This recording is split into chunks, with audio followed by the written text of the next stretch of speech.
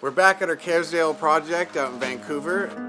Today we're just checking in with the trades. We're going over the electrician, our framers. We're trying to move to the next step, so we want to get our underground plumbing in so we can check our slab height. Designer coming later. We want to finish up our kitchen design so I can get all the mechanicals happening. All our permits are submitted, all our abatements done. We're moving along here really good, but we're at the point right now where we want to get our structural framing. We all have our engineering all done. Then we can just kind of finalize our kitchen layout where the sink is, and then that way we can finish up to do our slab height. Let's go check it out.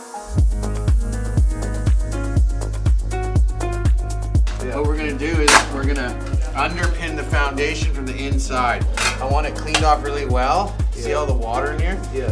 And I wouldn't mind even if you put a little bit of 3/4 crush all the way around. So go down at least 10-12 inches. It's really soft, okay? So 10 inches below that. Below? Yeah. We're going to do all the way around. Now don't take out the dirt underneath the foundation. Very important. Then I can build the walls and then we can do the plumbing and pour the slab after, okay? Okay. All right. Get a little workout today, eh? Woo!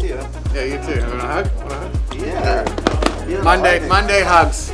Yeah. As you see right there, that's where our sewer's coming in, and we're doing a whole new layout for the kitchen, and we need to be able to grade down properly to meet new code, City of Vancouver, so we've got a bunch of new code right now, but so I want to get all the footings and underpinning done, and then we'll get the plumbing done, and then I'll know exactly the height of what I can do for the slab. We want to get as much headroom in here as possible, so it's actually, we've taken out quite a bit. It's feeling like a proper basement down here. That's why we're getting rid of all the ducting as well. We need to be able to grade all our new bathroom and kitchen, grade it properly down to this sewer line, and then I can know the exact height of our slab and we'll know the exact headroom. So the sewer line is up underneath there. I need to know the plumbing for your slab. Right. So I could get the plumber here. What we could do though is we could pour that though. Let's give us something to do. If you finish up here, form that out and let's pour the footing down there. And let's do the footing before the plumber's coming, and that way we're not walking all over it. He's gonna dig that out today. Let's form that up, put a little bar in there, and then we'll pour it.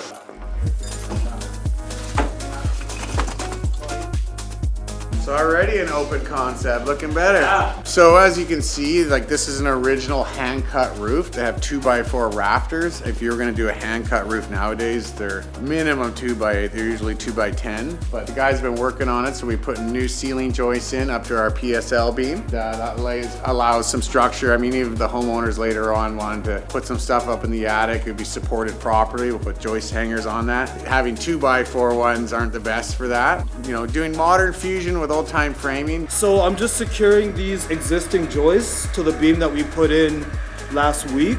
These are just like the first line of defense for holding these up. So I was gonna go and get some hangers to attach onto the beam and to also attach onto the existing joists just to make sure that everything stays in place once we board everything up afterwards. It's 92, you're 2 inches high here. And you know what? I would scrape the whole floor again to tamp it down for. No problem. Because you know what? See this black soil? Like, yeah, it's not good anyway. It's not mine. Oh, you don't want a free tape?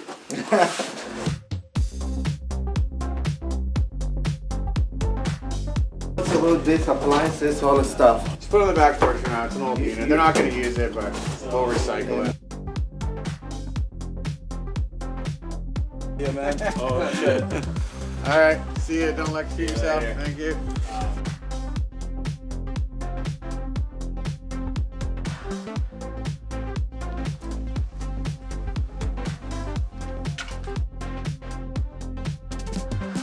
You know, these guys have been working hard all day. I showed up at the end. I don't mind cleaning up for them a little bit.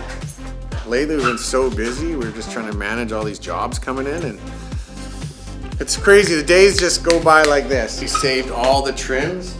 You know, they don't make trims like this anymore. This is all old growth fir. We don't even cut trees down like that anymore. Nowadays, we grow trees that we know grow quicker. It's not as good lumber. Some of these trees are probably around for thousands of years. So as you can see, it's worth hanging on to. You know, when you get into an old house, we always try to save what we can and recycle. And, you know, if we can cut down less trees in our life, why not, right? And, you know, this was an original chimney, and what they used, you could see at one point, it was going through the top of the house, but now when they added a furnace, so I mean this house was really old, so it was all wood burning at one point and probably had an oil furnace. So this was using for venting for the furnace going out, so we're going to delete all that. We're doing a whole new mechanical system. I think we're going to do a heat pump, like a mini split up top, so it'll be 3 units, and then downstairs, now that we're insulating it, making it a lot more efficient, we don't even need, it'll be cool down there on its own, so we don't even need to waste the money on putting heads down there. We'll probably just do electrical baseboards for the basement. It'll be cool in the summer, and that's a way to save money. We're on a pretty tight budget here. You know, we're just trying to make this house livable. It's been barely touched for 100 years.